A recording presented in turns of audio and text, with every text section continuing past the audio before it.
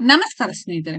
Big boss ಮನೆಯ captaincy room ನ ಬಾಗಿಲು ಮುಚ್ಚಿದೆ. ಅದಕ್ಕೆ ಕಾರಣ ಪದೇ ಪದೇ ನಿಯಮಗಳ ಉಲ್ಲಂಘನೆ. ಅದರಲ್ಲೂ ಪ್ರಮುಖವಾಗಿ ಗಿಲ್ಲಿ ಯಾರೇ ಕ್ಯಾಪ್ಟನ್ ಆದ್ರೂ ಆ ರೂಮಿಗೆ ಗಿಲ್ಲಿ ನುಗ್ಗಿ ಕ್ವಾಟ್ಲೆ ಕೊಡ್ತಿದ್ರು. ಇದೀಗ 1 ವಾರಗಳ ಕಾಲ ಕ್ಯಾಪ್ಟನ್ಸಿ ರೂಮ್ ಮುಚ್ಚಿರಿದೆ.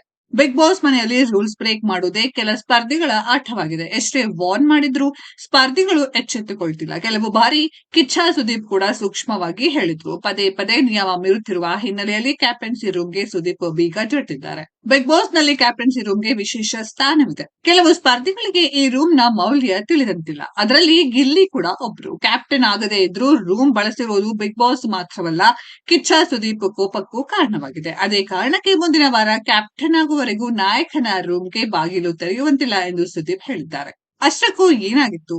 ಮನೆಗೆ ಯಾರೇ ಕ್ಯಾಪ್ಟನ್ ಆದ್ರೂ ಗಿಲ್ಲಿ ಕ್ಯಾಪ್ಟನ್ ರೂಮ್ಗೆ ನುಗ್ತಿದ್ರು. ಈ ವಾರವೂ ಅದನ್ನೇ ಮಾಡಿದ್ರು. ಸ್ಪಂದನ ಮತ್ತು ಅಭಿಷೇಕ್ ಅವರು ಕ್ಯಾಪ್ಟನ್ ಆದಾಗ ಗಿಲ್ಲಿ ಕ್ಯಾಪ್ಟನ್ ರೂಮ್ ಪ್ರವೇಶ ಮಾಡಿದ್ರು. ಆನಂತರ ಗಿಲ್ಲಿ ಬೆಡ್ ಪಕ್ಕದ ಚೇರ್ ಮೇಲೆ ಕುಳಿತಿದ್ರು. ನಂತರ ಹಾಸಿಗೆ ಮೇಲೆ ಮಲಗಿದ್ರು. ಅಲ್ಲಿದ್ದ ಅಭಿಷೇಕ್ ಧನುಷ್ ಹೊರಗೆ ಹೋಗುವಂತೆ ಹೇಳಿದರೂ ಕೇಳಲಿಲ್ಲ. ಇದೇ ವಿಚಾರಕ್ಕೆ ಇದೀಗ ಬಿಗ್ ಬಾಸ್ ಮನೆಗೆ ಬೀಗ ಬಿದ್ದಿದೆ.